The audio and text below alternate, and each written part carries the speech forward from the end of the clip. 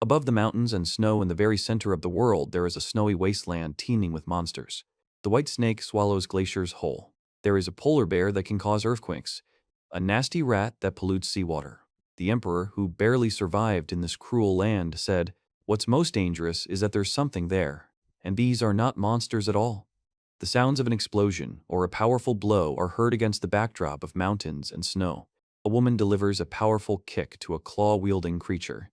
Kettle suddenly grabs the man by the neck. A man screams in pain and rage as he fights the creature that is grabbing him with its pincers. Kettle reports that there is nothing but snow and ice in this place. He grips the handle of the weapon while simultaneously attacking the scorpion with glowing energy lines. A boy screams as he's grabbed by a scorpion's claws. The man says he should have acted like a stupid barbarian. Kettle says he's tired of hanging around with these idiots. The girl asks if an idiot is something edible. Sounds of surprise and admiration. Kettle says that if you drink this, you can taste death. He says he can't breathe and asks to stop. Kettle says he warned them not to eat this disgusting stuff, otherwise they'll get poisoned and die. The man and woman react with surprise to this. He says that it hasn't even been a second, and they've already eaten everything. The woman explains that they understand. The girl says she's impressed by the man's intelligence. The man replies that he doesn't know if it's a compliment. A man makes a sound that expresses fear or tension. The man gasps and struggles to pronounce the name Greta. Kettle remains silent. The silver-haired girl screams in horror as the man falls to the ground with a dull thud. He says he's with Greta and demands that she wake up. He's breathing heavily. Kettle says, "Don't sleep." The woman shouts at Greta and orders her to get up and then quickly get up. He says that this is not at all what he wanted. Kettle says he wanted to enter a world of fantasy, magic, and dreams. He reports that he quit his job to travel the world and even climbed the highest mountain on Earth. Kettle reports that he has reached the equator. Kettle reports that he has reached as far south as possible. Of course, nothing changed from this.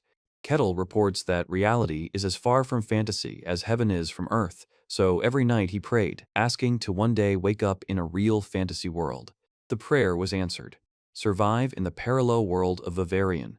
A man says he's transporting cargo to the city and explains that the road is dangerous due to a severe snowstorm and possible attacks. Another man says they should be careful and stick together to avoid trouble. The man says that if you don't want to die of cold, wrap yourself up warm. The boy replies that he does. The guy says that no matter how much they are paid, it still seems like a lost cause, and asks if he is serious about crossing the snowy wasteland, calling them fools. He listens silently. The guy tells me to keep quiet. The guy says they didn't think it would be this bad. A man says it's cold and makes a clicking sound with his teeth. The man says, "Ah, hum." The man asks if the lady is okay. Milena from Akasha's house says yes and informs that she is fine, and also says that they will breathe from the cold, madam. The man reports that these are rude people. The girl says not to judge them harshly, as they are the only ones who agreed to lead them through the snowy wasteland. The girl says they seem to be really cold. A man says he's in pain. Another man says the wind is very strong. The man says that it is impossible, since she knows what is there in the wasteland. The girl says that it's about monsters.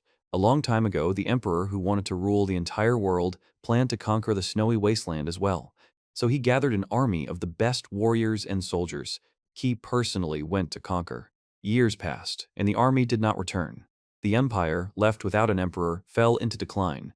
But one day, the emperor returned. Having lost all his warriors and soldiers, he returned alone, barely alive.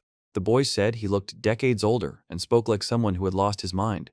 He said there were monsters on the white snowfield, but they weren't the most dangerous thing. He reports that they are barbarians. The hellish land from which no one returned alive is right there. The man says it's most likely just a legend. The girl says that it is still difficult not to believe the emperor's words. The man reports that most of the monsters he spoke of were real and well known, but no one had ever claimed to have seen the barbarian. The woman says he is right about that. There was no mention of barbarians in the adventures in the snowy wasteland. The guy tells everyone to stop. The man says there's something there, and the guy asks what it is. He reports that he cannot make out. A man reports that he has good and bad news. The guy demands to finally tell. The guy says that the good news is that it's small, and the bad news is. The man reports that it is coming straight at them. The boy and the man announce that they are here. The man grips the hilt of the sword. The man says that we need to stop. They are surprised and say, "Is this really a person?" It makes a sound like the whistling of the wind. In the image, Kettle is holding a necklace with teeth or claws in her hands. He appears in a snowstorm, his eyes glowing purple. The guy asks Kettle if he is a barbarian. Kettle looks silently with brightly shining eyes, causing great surprise in the interlocutor. He says he couldn't stand this gang of barbarians any longer, so he went out for a walk and came across strangers in the wasteland. Kettle says, "What luck?" He says he's glad to meet you. Kettle asks if they are traitors. The guy asks if he understands correctly that they are mercenaries guarding the merchant. The man confirms this. Kettle says he would advise going back where you came from. The man reports that he doubts he will follow the advice. Kettle says, then asks if their client is in that carriage. The girl reacts with surprise. The guy expresses strong surprise. Kettle says it's a shame he wasn't hired. The guy asks, "Excuse me, what did he mean?" Kettle says that the interlocutor does not understand, and says that he will be a guide through the snowy wasteland.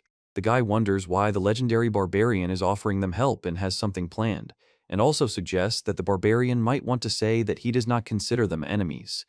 Kettle says that if he wanted to kill, everyone would already be dead. The guy says he can't believe what's happening. The man says the situation is truly strange. The guy tells the boss that he is the boss. Kettle says he can't afford to be weak. The guy says he's asking if the other guy heard it. The girl comes in breathing heavily. The man says, "What's going on here?" The guy says he wants to be hired as a guide. The woman says that if they fight him, she wonders what will happen. Kettle says that he personally. The girl says, "What exactly?"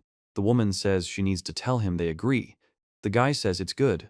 The image shows someone taking a step in the snow. The man reports that permission has been received. Kettle smiles. Kettle says this is good news.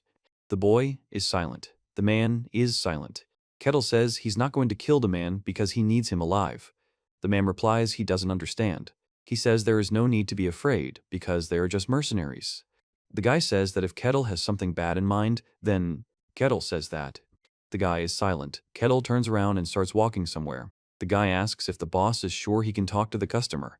He says the boss has already agreed. The guy says that they are mercenaries, and their job is to somehow stop him. Kettle says you shouldn't deceive yourself. The man says he doesn't understand what the mistress is doing, and she tells him to calm down.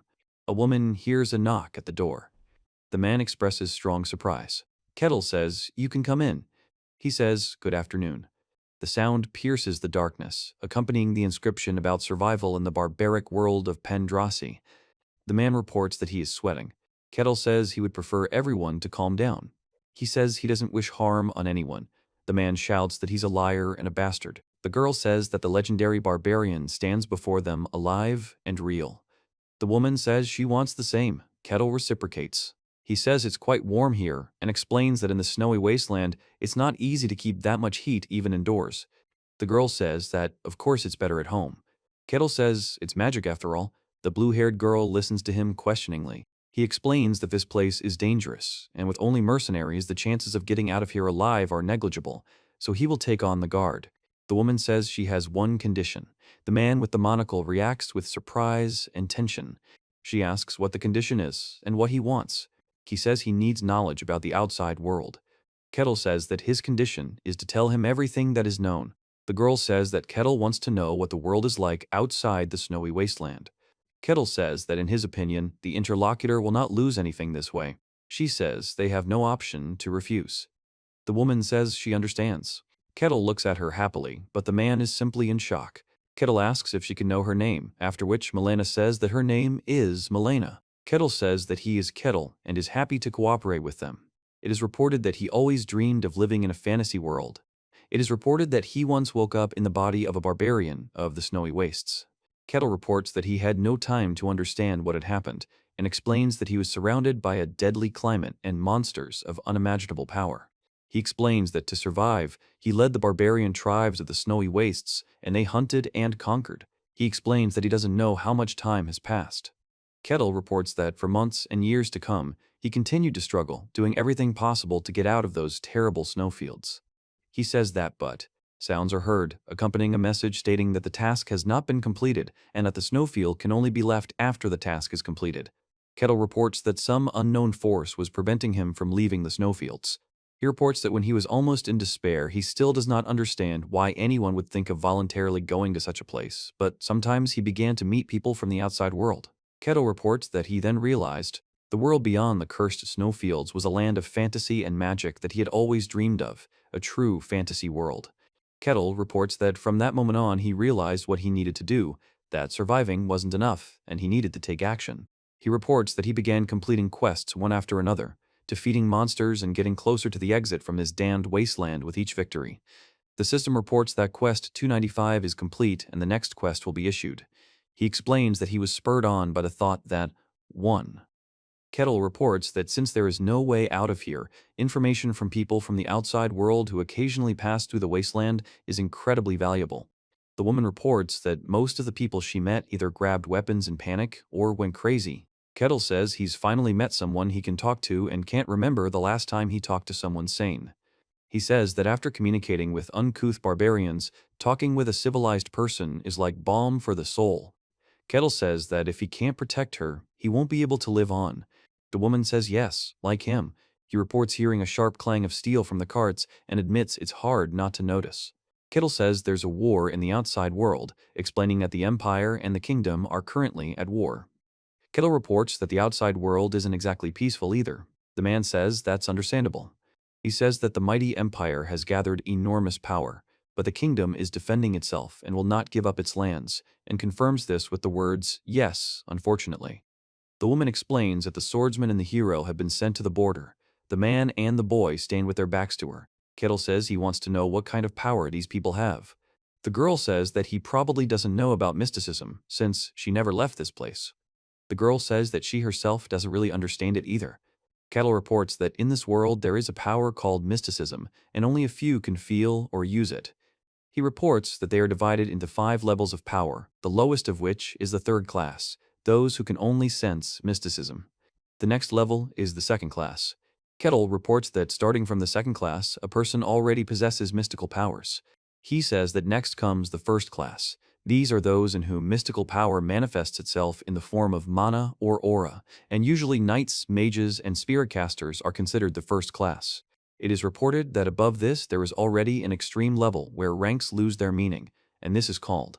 It is reported that the transcendental level is people who freely control mysticism and can cut through heaven and earth, and the swordsman belongs to this rank.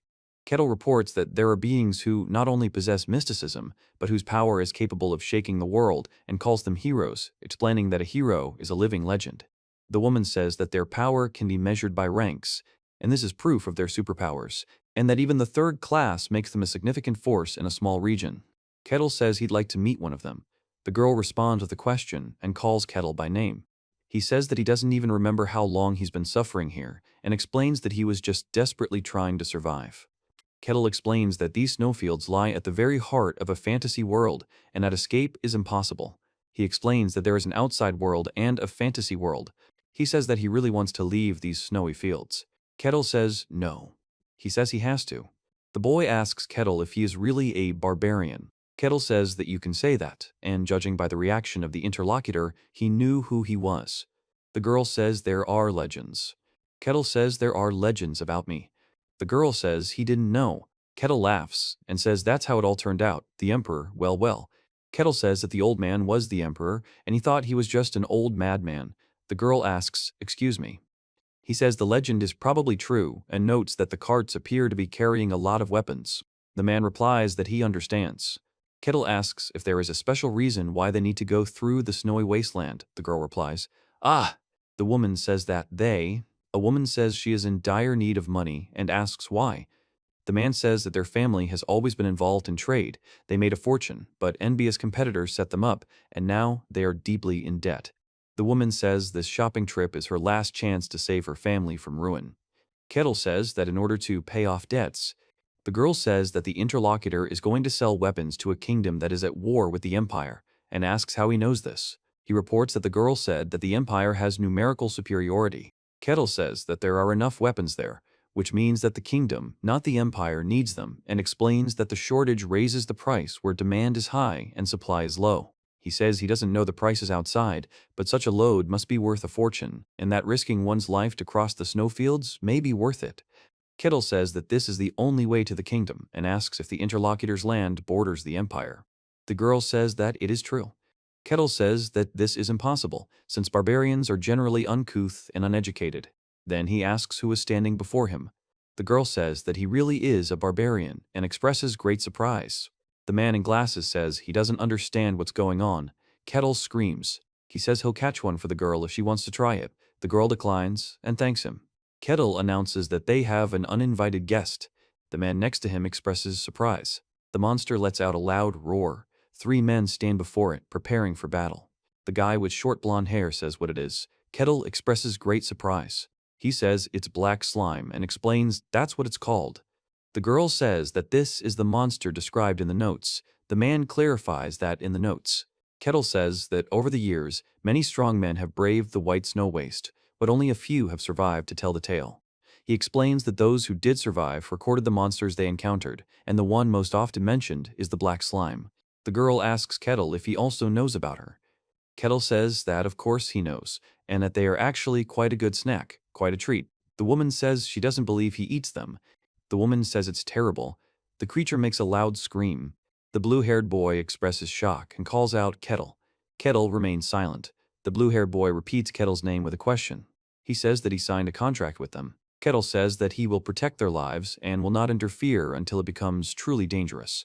The girl says she doesn't understand what he means, and he says that these guys can handle this themselves. Kettle says he's interested in assessing their level himself. The monster lets out a piercing scream. The man and he look at it. The guy shouts that shields are needed. Kettle replies that he understands. The man screams and makes fighting sounds as he defends himself with his shield from the attack. Then the man steps forward in the snow and says, "Ugh." The guy screams in pain or surprise. The guy screams and hits the creature with his staff, making a scream. The scene depicts an explosion with a loud sound. Kettle makes a sound that expresses effort or pain. The guy says he doesn't understand what this phenomenon is. The boy screams as a huge monster with an open mouth and a glowing eye appears in front of him. Kettle reports that the black slimes can only move in a straight line and explains the need to disperse and act in a coordinated manner. The guy says he understands. He replies that yes.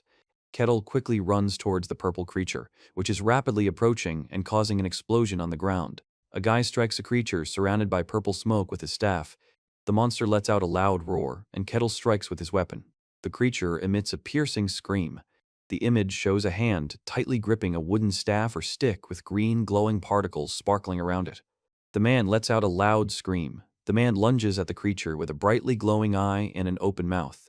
The guy says not to give up and keep attacking. The boy screams in pain as he is struck by a bright green beam coming from the sword.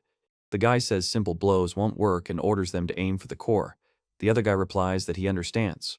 The scene depicts sound effects that convey fast and sharp movements or impacts. The man raises his sword above his head and then slams it down, causing a bright flash of light and a powerful explosion of energy. Kettle reveals that this is not just a gem, but a key to an ancient artifact that could change the course of history. The scene depicts a glowing skull with red eyes emerging from a blanket of snow, surrounded by clouds of steam and dark purple writhing shapes. The guy says they did it. The man says they did it. The girl says they succeeded, but Kettle remains silent. At this point, a cry of "Hooray!" is heard. The man tells us to stop because there is another monster there. The guy yells to hit him in the neck and throws a punch. The man deflects the attack. Kettle punches a huge white beast with its mouth open. The guy clenches his fist and tries to fight off the dark energy that wraps around his hand while he speaks with tension. The guy says the white snow wasteland is nothing special, boss. The man says that perhaps all the rumors were exaggerated. Kettle says to stay vigilant and that they are not even halfway there yet.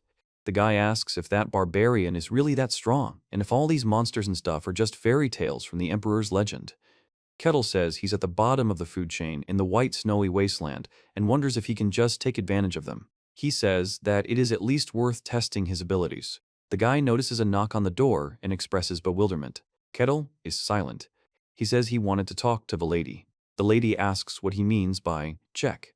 The boy says that they are risking their life to carry out this task, and the man explains that this is natural because they are mercenaries and they were hired to serve. The girl thanks him for agreeing to take on the case and accept her request.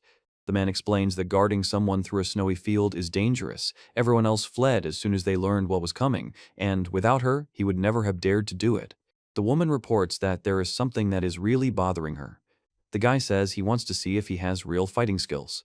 The girl says this: The guy says he's a bad feeling about this. The girl explains that now it's clear what kind of test he was talking about. The girl remains silent. Kettle says he tried to smooth things over, but they didn't listen to him. He says he wants to test his skills and says he doesn't mind.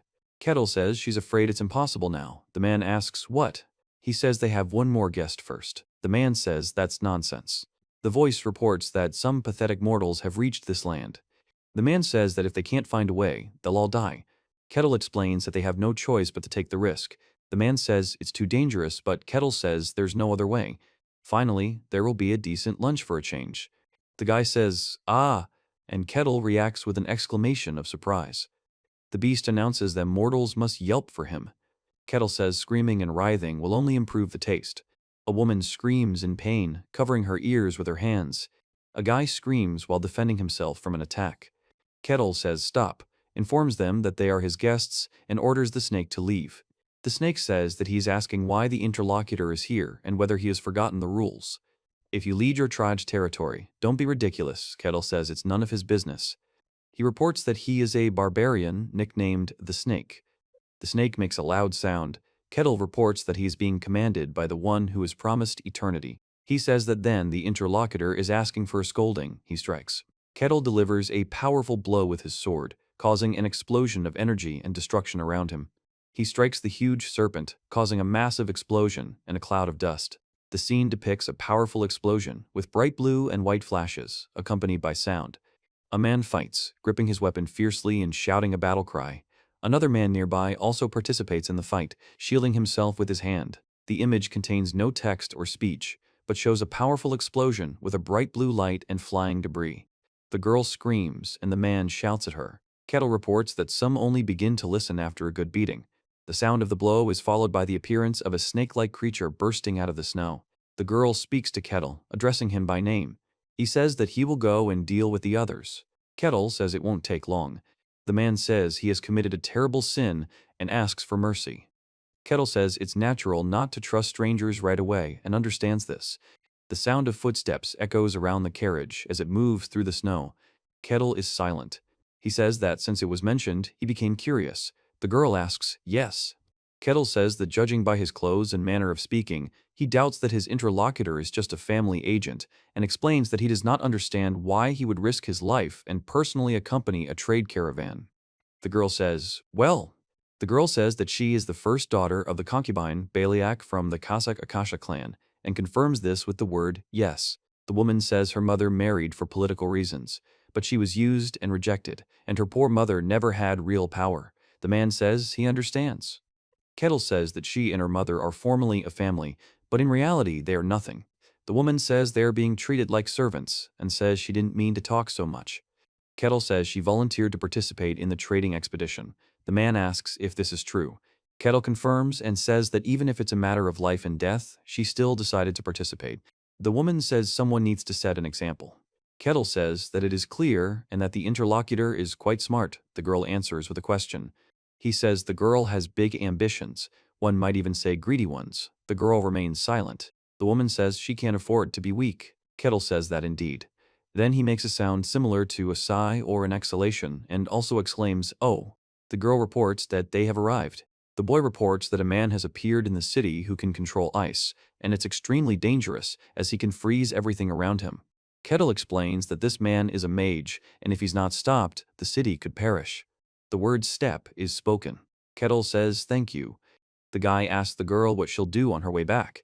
She says she'll return to the Empire. He says that once the girl sells her weapons, she'll be empty-handed, and then crossing the border won't be difficult.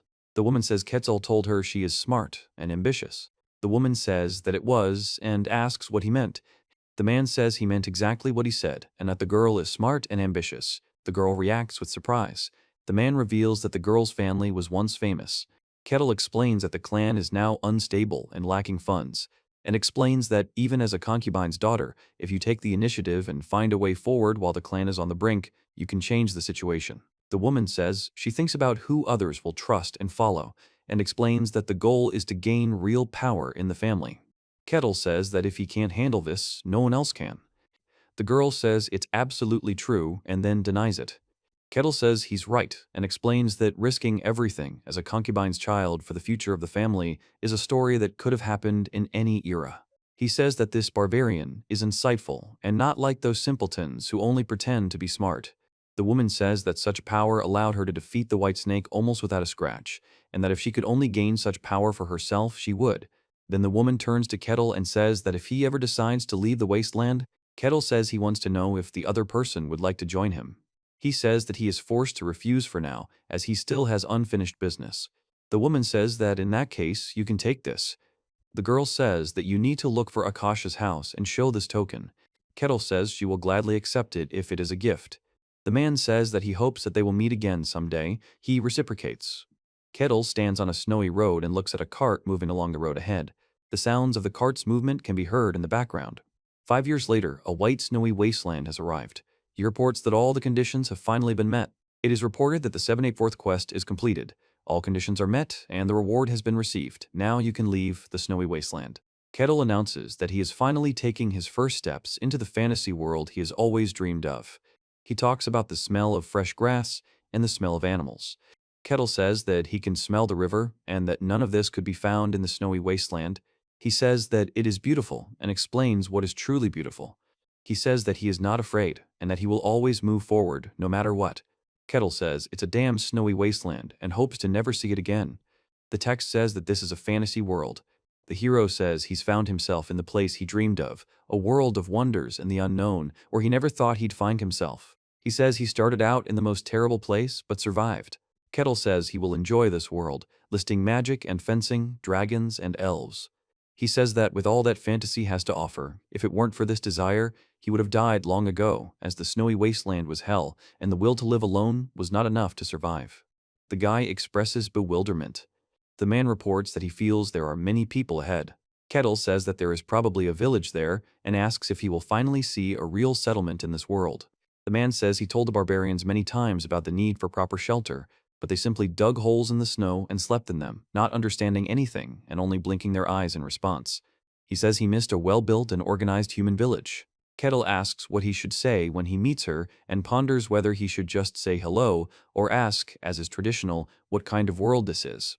The hero says that no matter what, he will approach politely. The image does not contain text or speech from the characters, only a sound effect. The man says that the inhabitants are elves and announces that from now on, this will be their new home. Kettle says something with a happy expression. The man and woman are smiling, the woman holding a child in her arms, and the man is walking next to 2 children holding their hands. A man asks to start unpacking, and a group of people raise their hands and shout in response. Kettle speaks to the elder. He reports that something is wrong. Kettle says the place is safe, and the guy asks if he is sure it is really safe.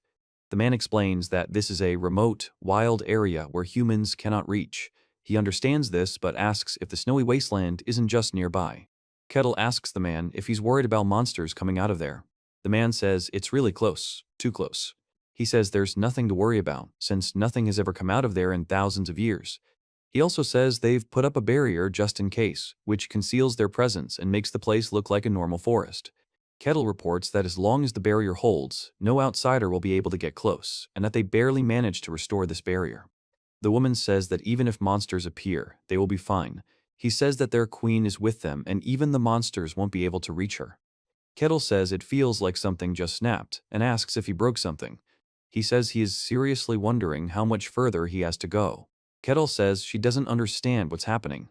The girl says, "Ah," and asks if these are elves. Kettle says it's a true elf, one of the first races that comes to mind when the word fantasy is mentioned. He says he didn't expect to meet one so early and considers it lucky, and says he's glad he survived all this. The girl says she is scared, doesn't know where she is, and explains that she has probably gone too far and doesn't know what to do. The girl says we need to stop. The girl says it hurts. The man says hello. The girl makes a startled sound. The girl froze in fear and then said, "Ah," feeling weak and losing her balance. Birds take off from the trees. Leaves fall to the ground. Kettle is silent. The girl feels unwell and is clutching her stomach. He says that, Kettle says that he barely had time to say anything before she lost consciousness and says that he will probably take the child to the village. The woman explains that in most myths, elves are a peaceful, orderly race. The man says that if he brings back the unconscious girl, he might be considered a good person and asks what elven hospitality is like. He says this. Kettle says that to be honest, he is a little nervous. He is holding a sleeping child in his arms. Kettle shouts that it cannot be that there is a human here and denies it, calling the girl his daughter. A man and a boy shout, asking who he is and how he got through the barrier. He reports that everything didn't go as he hoped. The woman screams that it's her daughter. She says it can't be, and explains that this place is supposed to be off limits to humans, asking why there's a human here. The elder says there must be a barrier and asks how that's possible. The man warns the elder about a crack in the barrier. The elder can't believe it and asks where the queen is. The man explains that Her Majesty is currently surveying the surrounding area. Kettle says that he is not an enemy, and if the child is not returned, he will chase them until the end of the world. The man reports that they've been discovered. The man explains that the barrier was created using ancient elven techniques and can't be breached by conventional means, and if the barrier is destroyed, it means the humans prepared in advance. The man asks how long they've been tracking them. Kettle reports that he was probably mistaken for a kidnapper. He says that it needs to be explained urgently that this is a misunderstanding. A man remains silent while holding a crying girl in his arms. The girl reports that she cannot open her eyes. The girl cries and looks forward. The man says that the girl should return to her people. The girl looks back in fear. Kettle, with a sinister smile and glowing eyes, reaches out to the girl. The girl steps back in horror, tears streaming down her face. The woman screams. The man is surprised. The child cries. The child asks if his face is really that scary. Kettle says he thought he looked perfectly normal, but he's shocked. He reports that he has returned the child in any case. He explains to the elves that he is not their enemy and states that the hostage has been released. Kettle shouts, calling everyone to battle. Several archers draw their bowstrings and prepare to fire. He says fire, then reports that no one can hear what he says at all. Kettle reports that the elves were far wilder than he imagined and explains that the elves of legend were supposed to be. The woman says that elves are a peaceful people who love nature and strive for peace, but at the same time they are cruel and wild, and on the other hand, they are a race that lives in the wild. Kettle says that nature is a world where the fittest survive, and therefore their ferocity is quite natural. He says that this is actually how it is, and says, standing among many arrows piercing him. The man says he has some kind of artifact, but there must be limits, and orders them to continue the attack. Kettle simply says, he speaks calmly, after which there is a powerful explosion or impact, accompanied by destruction. Kettle shouts and then concentrates his energy by putting his hands in a gesture in front of him. A powerful explosion of blue light and energy occurs. The man makes a sound that suggests effort or pain. The guy orders the barrier to be deployed. Then there is a loud sound of destruction, and someone screams. The boy screams in horror as he and the others fall. Then there's a powerful explosion, accompanied by loud noises. The man with the staff says he doesn't understand what it is. Kettle says he is not their enemy. He says that maybe he overdid it a little. He gives the word elves. An arrow in fiery form flies downwards. Kettle watches the approaching arrow. A powerful explosion occurs with the release of fire and flying fragments. The old man reports that it's a fireball heading straight for them. The young man says it's dangerous and they need to dodge it immediately. A guy steps on a stone and a thud is heard. Marcelia Hasiana Carusia announces that she is the heroine of Epaya and queen of the Lista clan. She asks what is happening here. The man exclaims, addressing her as His Majesty. The elf reports that they were attacked by a human. The woman says that's understandable and reports that this place is also unsafe. Kettle says to wait and then explains that he would appreciate it if someone listened to him. The woman expresses surprise. He says that it can't be. He remained unharmed even after a direct blow from Her Majesty. The woman reports that even a strong man like him hunts them. The woman says that people are really disgusting. The woman announces that she's the queen of the Indigo Leaf clan and names the man. The elf draws a bow with flaming arrows and says that she will make him pay for his greed. Kettle says she doesn't understand him, even though they clearly speak the same language, and wonders if she's ignoring him or if relations between humans and elves are that bad. He says there's nothing he can do about it and explains that it's one of the rules he learned in the tundra. Kettle reports that people start listening when they get hit on the head. Kettle draws his bowstring and releases an arrow. The woman explains that if you don't use magic, you can live a long life, but without joy. She says that magic is life, and without it, there's no point in existing. A woman releases an arrow from her bow and it flies downwards, creating a vortex effect in the air. Kettle emits powerful energy, causing a huge glowing dragon to appear.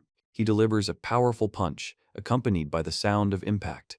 Kettle delivers a powerful blow that causes an explosion of energy. A boy screams in pain as he receives a powerful energy blow to the chest. The man unleashes a powerful vortex of energy towards his opponent. The woman reacts with surprise and fear. Kettle says he missed. A loud explosion is heard, accompanied by a man's scream. The woman is silent, leaning her hand on the ground amid the destruction. Kettle says he should have held back even more. The girl is silent. The woman explains that she realized this after one encounter, reports that he is powerful, at least above the level of a transcendent, and asks why someone so powerful would be here. The girl tells to leave this place immediately and adds that this is all. The woman speaks in panic, addressing the man and the boy as Your Majesty. The man and the boy shout that they need to do this now. Kettle orders them to run, and the man and the boy confirm that the escape will begin immediately. The guy runs forward. The elf says she acknowledges the man's strength, but he will never achieve his goal here. Kettle says he just wanted to talk, and says he has a feeling things went horribly wrong. The woman calls upon the one who carries the black darkness to appear with horns of pure flame and to preserve the essence of pristine purity. The woman says that this is not just a decoration, but an amulet that can protect against evil spirits and bring good luck. A woman creates a huge fireball that is surrounded by flames and glows with a bright yellow-orange light. The image shows a fiery bowl surrounded by flames and magical symbols, accompanied by the exclamation Piego. The guy talks about the summoning. He reports that the creatures in the tundra were ugly and strange. The man reports that there were some that looked like something out of a fairy tale, but most were simply disgusting. The guy says that the creature in front of him is a bull with horns of blazing fire. Kettle says it's spirit and pure fantasy. The woman speaks the word Piego and explains the need to destroy the enemy in front of her. The firebull reports that the contracts weren't worth it and are nothing but trouble. The woman says that if this is not stopped now, the consequences will be irreversible and everyone will die. The man says that Piego is a being that embodies pure flame, and the stronger the spirit, the more ancient he is and the greater his pride. With his strength, he could hardly summon it.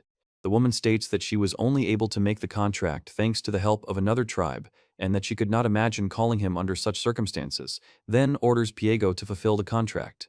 The guy asks if the contract is just to kill the person standing in front of him, then notices something and says it's. Kettle says that he is a human being at all. The image shows a fiery bowl surrounded by flames and magical symbols, making a loud roar. The guy says the summoned beast is amazing and asks if he's really in a fantasy world. Kettle says that man and his race have invaded their lands. The fiery being says that a pathetic man dared to defy the forces of nature and decided to turn him into ashes, into nothing. He expresses bewilderment. The image shows a fiery bull surrounded by flames and sparks, making loud sounds. The scene depicts a bull engulfed in flames, charging forward with strength and fury. Kettle is experiencing palpitations. The scene depicts a powerful explosion with flying rocks and fire. A woman says she is in pain as she shields herself from the blast with her hands. The elf expresses surprise and bewilderment, stopping. Kettle grabs the golden horn, after which a fire dragon appears. He says that he is now calm because he has taken on the form of an animal. Kettle punches. Kettle says it's easier to beat someone to death that way. The woman says she can't believe it happened. The image shows the moment of a powerful explosion, with bright light and energy spreading in all directions. The explosion is accompanied by sound effects conveying the force and intensity of the event. The image shows a powerful explosion, or impact, moving rapidly downwards through the forest. The sound of an explosion accompanies a powerful nuclear explosion on the planet's surface. The scene depicts a powerful explosion. The woman screams in pain as Kettle delivers a powerful blow to her, accompanied by flashes of fire and destruction. The man says, "Ah!" The girl says she doesn't understand what it is. The guy says that this can't be. Kettle stands among dust and stones. The girl sits on the ground and is silent. A woman asks for help. The woman asks for mercy for her relatives and begins to speak, but does not finish the sentence. Kettle says he is not the elf's enemy. The woman says that. The woman says she doesn't understand what's happening. Kettle reports that after a long conversation, they finally realize that he really wasn't their enemy. The girl is surprised. The elf apologizes and says that they jumped to conclusions. Kettle reports that they mistook the one who saved their clan's child for an ill-wisher. The woman explains that this was a terrible insult. He says it's okay, he understands that they were driven out by people, but he's a little sad that she didn't let him explain himself. The girl asks if he really isn't the type of person who wants to win them over. Ketal says that this is the first time in his life he has seen an elf, and that there are no elves in the snow wasteland. The woman says it's a snowy wasteland. Kettle reports that he is called the Ash Barbarian of the Wasteland, and explains that this is what foreigners call him. The elf says that this is impossible, and reports that she didn't think that people could survive there at all. The girl says that if he came from the wasteland, does that mean that others can get out too? Kettle says who knows, and doubts anyone else could. He explains that the wasteland has strict rules that even powerful creatures like snakes cannot break. The guy reports that for some reason he managed to bypass them in the form of a task, but this is probably a very rare exception. The girl says that it's fine and asks if everything is okay with the call. The woman says it's a spirit. The woman says she wants to believe it. The elf says that she has insulted him and asks how she can make amends, promising to do everything she can. Kettle says, "What does spirit mean?" He asks if creatures other than elves can make contracts with spirits. The woman reports that this is most likely not feasible. The elf explains that among humans, those with a strong connection to nature can sometimes make contracts, but it is still impossible. The girl is silent. The woman tells him that if he truly wants to make a contract with the spirit, he needs to go to Elfo Sagrado. The man asks what Elfo Sagrado is. The woman says that their god lives there, the sacred land of the elves. The woman says that it might be possible there. Kettle says that it is the sacred land of the elves, and asks if they will let a man like him in there. The woman says it's possible with her recommendation. The man says he'll tell her how to get there, but they need to keep it a secret. The girl reports that the sacred land of the elves, Elfo Sagrado, is the dream of every elf explorer.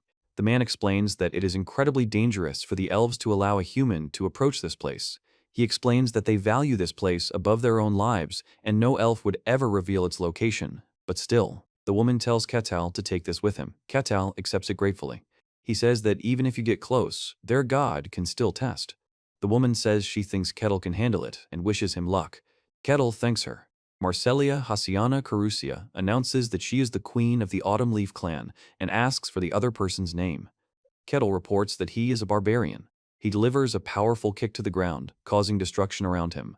He then dashes forward, preparing to attack. Screams can be heard against the backdrop of the forest. A soldier reports something approaching and says they don't know what's happening. He asks what it was. At the bottom, it says the action takes place on the border of Varkan territory in the kingdom of Gehent. The guy tells you to ring the bell and raise the guard. The text says this is the head of the guard in the Varkan territory. Against the backdrop of the forest and sky, a loud explosion or powerful impact is heard, accompanied by the noise of wind and destruction. A man appears from the smoke. 3 armored soldiers react to something with surprise and fear. One of them says he sees someone, turning to him. Kettle asks if the man he's talking to is a guard. The man says he's glad to meet him. Kettle looks puzzled, looking at the 3 armed guards. One of the soldiers asks if that guy is really making such a noise. Another soldier trembles, clutching his spear. Kettle says he has ash-gray hair. The man says there can't be a scar on his chest and asks if it's the Ash Barbarian. Footstep sounds can be heard when moving on the grass. 3 soldiers shout to stop and warn not to move, otherwise they will defend themselves. Kettle says that he is not an enemy and would prefer that his interlocutors calm down. The knight asks what they want from them. The image contains no text or speech. A man with disheveled silver-gray hair is clenching his fist. Kettle says, turning his attention to something ahead. The guy expresses bewilderment. Kettle says it's a wall. He says he would like to visit their territory. The guy expresses bewilderment. The other guy says that if they want to visit the territory, then their goal is to pass through it. Kettle says that if possible, he would like to stay for a while and does not yet know for how long. The guy asks if he'll stay and what his name is. He tells his name. The knight asks if Kettle has anyone who can confirm his identity or any document, and Kettle says that he has nothing like that. He says, "Ah." The woman thanks Mr. Kettle and asks that if he gets out and visits Akasha's house, he show them this object. He takes the object in his hand. Kettle says this is not enough to confirm identity. The man says he doesn't know what it is. Ketal says he received it from someone in that family. He explains that the Akasha family is a merchant family from the kingdom of Denyon. The boy asks if they know this house. He tells them it's a house that has been gaining popularity lately and explains that their influence has grown rapidly since the head changed several years ago, noting that their daughter was passing through the snowy wasteland a few years ago. The knight says it can be used to confirm identity, but it's difficult to confirm even though it doesn't look counterfeit. He asks if the item is from this kingdom. The man explains it's the kingdom of Gehintra. The man says that this cannot be confirmed, but this time it will work, and says that you can pass under one condition. Kettle says that the condition, the knight says they're not a threat. He explains that this means it's a group quest. The knight reports that 3 more are attempting to enter the territory right now, and the condition is to clear the border dungeon along with those whose identities have not yet been revealed. Kettle says it's just a task and it's easier than he expected. He says he agrees, but says there is one more condition. Kettle says that after clearing the dungeon, they need to report everything that happened inside. The man says that's clear, and those whose status is unclear. He says that they should keep an eye on each other and in the process identify suspicious ones. Then says that this is not bad, and even clever. The guy says that this is not entirely true, and asks if it is true that the interlocutor is a barbarian. Kettle says yes, Varvar.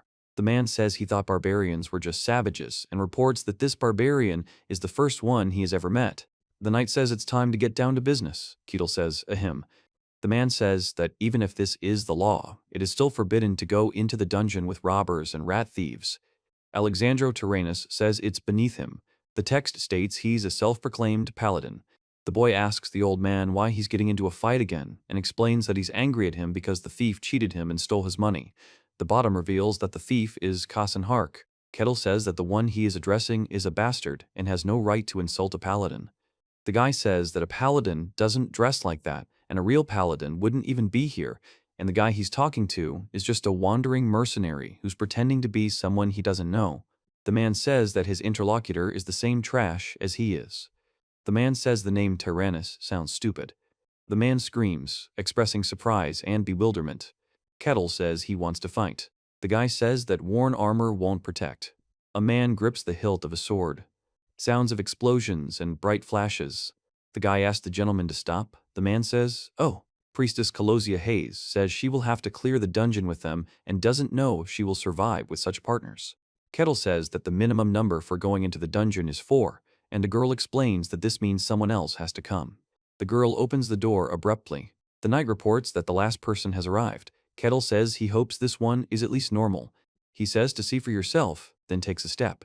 Kettle announces his arrival. A man in armor and with a sword warns of possible danger. The man in the cloak and the woman on the chair react with surprise. He says they are his partners. The man says he's just a giant, the girl says he's human, really, and Kettle explains it's pressure. He says he's glad to meet you. Kettle says that he'll be back soon and suggests that they talk among themselves. He says, let's get acquainted, he is a barbarian and his name is he. Kettle asks, and you? And the man stutters. The man says he's a paladin and his name is Alessandro Tyrannus. The man explains that if he's a paladin, he uses holy power, as paladins typically do. Kettle says he's a rather special paladin and can't do this. The man says it's understandable. Hayes says he serves the god of lies and deceit and introduces himself as a priestess of Colosia. The man says he's pleased to meet the priestess. Kettle says even priestesses have to prove their identity. The girl informs that the god she serves is the god of lies and deceit, Colosius, and naturally, he is not particularly respected. Kettle says it's clear. The man in red armor remains silent. The man with the axe and the man in the cloak listen. The guy says that if everyone is ready, they will move out. Kettle is silent. The man is silent. The girl is silent, clutching a cross on a chain. The boy is silent. The man announces that they have arrived. Kettle says he didn't expect this turn of events. The knight reports that this is the entrance to the dungeon. Kettle reports that it is a 3-story dungeon and explains that the monsters are undead. He says to clear the dungeon and return with the trophy as proof. Kettle says that then. The woman says she'll check the traps. He, a man with a sword and shield, and a guy in fur clothing are ready for battle. Kettle says he understands. The man with long hair and armor silently rubs the back of his head. The man says that then they move forward. The guy laughs. Kettle says they don't have to call him sir, they're a team. The girl starts talking, addressing Kettle. He, a man and a girl are walking together, and the sounds of footsteps can be heard. The girl says it's so dark she can't see anything. Kettle reports that there aren't even the usual traps or tricks, and that everything looks suspiciously ordinary, as if, he says he hears a sound, expressing surprise.